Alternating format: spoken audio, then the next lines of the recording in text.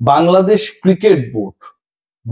Cricket board BPL governing council BPL নিয়ে 11তম আসর নিয়ে যেই ধরনের ড্রামা করেছে এবং 12তম আসরের আগে যেই ড্রামা করে যাদের অনেকটা আমরা বলি না বাঙালি ভাষায় যে হাত পা ধরে রাজি করানো, খেলার জন্য রাজি করানো হয়েছিল, সেই ক্রিকেটারদের সাথে পরবর্তীতে যেই আচরণ করা হয়েছে, ভেতরের সকল কাহিনী গোমর ফাঁস করে দিয়েছেন এনামুল হক বিজয় কিছুক্ষণ আগে তার প্ল্যাটফর্ম থেকে লাইভে এসে।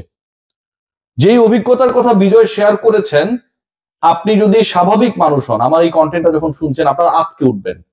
বাংলাদেশ ক্রিকেট বোর্ডের উপর আস্থার জায়গা যদি আপনার বিন্দু মাত্র থেকে থাকে, সেটা থাকবে না। যে মানুষগুলো সুন্দর সুন্দর বক্তব্য দেয়, টক শোতে যায়, কথা বলে, তারা যে সত্যটা বলে না, সেই ব্যাপারটা আপনার কাছে পরিষ্কার হয়ে যাবে। যখন বিপিএল চলছিল, যখন রাজশাহী ফ্র্যাঞ্চাইজিকে নিয়ে নানা বিতর্ক শুরু হয়েছিল, এবং ওই পার্টিকুলার ফ্র্যাঞ্চাইজি কিন্তু ফারুক আহমেদের নিজের ফ্র্যাঞ্চাইজি বলা হয়, তিনি তার সিদ্ধান্তে তার বন্ধুকে দিয়ে ওই ফ্র্যাঞ্চাইজি নিয়েছিলেন। সেই গল্পটা আমরা মোটামুটি সবাই শুনেছি এবং এই সংক্রান্ত একটা অডিও রেকর্ডও ইলিয়াস হোসেনের পেজ থেকে আমরা পেয়েছিলাম। মজার ব্যাপার যেটা, সেই ফ্র্যাঞ্চাইজির হয়ে যারা খেলছিলেন, ইয়াসির চৌধুরী রাব্বি, এনামুল হক বিজয়, তাসকিন আহমেদ, তারা যখন রাজশাহীর শফিক সাহেব হোটেল ভাড়া দিতে পারছিলেন না, ট্রান্সপোর্টের ভাড়া দিতে পারছিলেন না, সব দিকে বাকি বকেয়ার চূড়ান্ত সিচুয়েশন, তখন তারা সিদ্ধান্ত নেন তারা বিপিএল খেলবেন না। স্পেশালি যারা ডিরেক্ট সাইন ক্রিকেটার ছিলেন, যাদের টাকার দায় দায়িত্ব বাংলাদেশ ক্রিকেট বোর্ড নেয় না, সেই ক্রিকেটারদের টাকা, অর্থ, পারিশ্রমিকের দায়িত্ব নিজেদের কাঁধে, সেই তারা ডিসাইড করলেন যে এই বিপিএল কন্টিনিউ করা যায় না। কারণ যেই লোক বাস ড্রাইভারের টাকা দেয় না, যে ফ্র্যাঞ্চাইজি বাস ড্রাইভারের টাকা দেয় না, সেই ফ্র্যাঞ্চাইজির সাথে আমাদের কন্টিনিউ করাটা উচিত হবে না। বাংলাদেশ ক্রিকেট বোর্ড তখন ক্রিকেটারদের সাথে রুদ্ধদ্বার বৈঠক করেন। তখনকার সভাপতি ফারুক আহমেদ সেখানটায় ছিলেন, আকরাম খান সেখানটায় ছিলেন। এই ব্যক্তিবর্গ তাদেরকে রাজি করান এবং তাদের পারিশ্রমিকের দায়িত্বটা বাংলাদেশ ক্রিকেট বোর্ড নিজের কাঁধে নেয়। বাংলাদেশ ক্রিকেট বোর্ড নিজের কাঁধে নেন যে বিজয়, তাসকিন, তোমরা খেলো, তোমাদের টাকা নিয়ে কোনো চিন্তা করতে হবে না, শফিক দিক আর না দিক আমরা সেই টাকা দিব। এরপরে যখন সময় পেরিয়েছে, বিপিএল হয়ে গেছে, ফারুক আহমেদের প্রিয় বিপিএল, বিতর্কিত বিপিএল শেষ হয়েছে, তারপরে 1 বছর পর বিজয়, তাসকিনরা যখন তাদের ফিরে দেখেন অতীতের দিকে, দেখেন যে সেই প্রতিশ্রুত অর্থটা তারা পান নাই। এনামুল হক বিজয় তিনি প্রশ্ন তুলেছেন যে তার এই অর্থ প্রাপ্তি নিয়ে সেই সময় মিডিয়া কমিটির চেয়ারম্যান আর এখনকার বিপিএল গভর্নিং কাউন্সিলের সদস্য সচিব, মেম্বার সেক্রেটারি ইফতেখার রহমান মিঠু যে কথা বলেছেন, সেই কথাটা আসলে কোনোভাবেই প্রফেশনাল না। রীতিমতো বুলবুল মিঠুদের এনামুল হক বিজয় তার লাইভে এসে ধুয়ে দিয়েছেন, ধুয়ে দেয়া বললেও কম।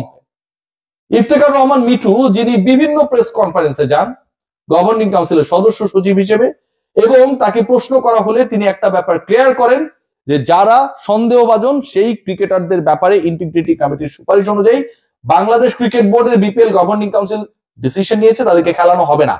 ইফতেখার রহমান মিঠুর বক্তব্যটা যদি আমি ছোট করে বলি, তাহলে বক্তব্য এটাই, অর্থাৎ নিষিদ্ধ ক্রিকেটার, সন্দেহভাজন ক্রিকেটারদের না খেলানোর সিদ্ধান্তের কথা তিনি জানিয়ে দেন। কিন্তু সেই তিনি আগের যে সিদ্ধান্ত তিনি জানাচ্ছেন, সেটা বিপিএল গভর্নিং কাউন্সিলের বর্তমান মেম্বার সেক্রেটারি হিসেবে। কিন্তু সেই মিঠু সাহেব যখন তার কাছে ক্রিকেটার তার পাওনা চান, তখন তিনি বলেন যে আগের বিপিএল এর সময় তো আমি বিপিএল গভর্নিং কাউন্সিলে ছিলাম না, তখন আমি ছিলাম বিসিবির মিডিয়া কমিটিতে।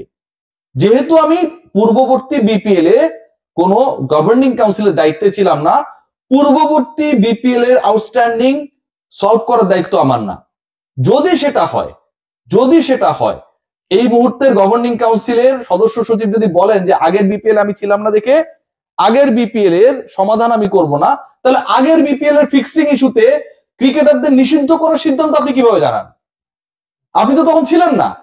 ফিক্সিং এর সন্দেহভাজন ক্রিকেটারদের নাম যখন বিসিবি প্রকাশ করে, সেটাও তো আগের বিপিএল এর তদন্তে গঠিত ইন্টিগ্রিটি কমিটির সুপারিশ ক্রমে। তাহলে আগের বিপিএল আপনি ছিলেন না, সেই আগের বিপিএল এ না থাকা আপনি ক্রিকেটারদের শাস্তির কথা পাবলিকলি অ্যানাউন্স করেন।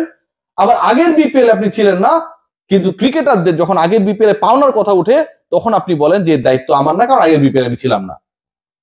এই যে কথাটা এসেছে, এই যে কথাটা আজকে এলো, আমার কাছে মনে হয় যে এটা ধুয়ে দেওয়া হলেও কম হয়। বাংলাদেশ ক্রিকেট বোর্ডের কর্মকর্তাদের যে দ্বিচারিতা, তাদের যে বক্তব্য স্পষ্ট না, তারা যখন বলেন যে এই ক্রিকেটারদেরকে দোষী বলা যাবে না, তারা যখন বলেন এই ক্রিকেটারদের ফিক্সার বলা যাবে না, অপর মুখেই যখন তারা বলেন যে তাদেরকে বিপিএল খেলতে দিব না, লিস্টে থাকলেই কেন খেলতে দিতে হবে, এবং অন্য সকল লিগে তারা খেলতে পারবে, মানে অন্য সকল লিগে যারা ফিক্সিং এ সন্দেহভাজন অথবা তাদের কথা মতো যারা ফিক্সার, সেই তারা কমিটমেন্ট করেছে যে বিপিএল ছাড়া অন্য কোথাও ফিক্সিং করবে না।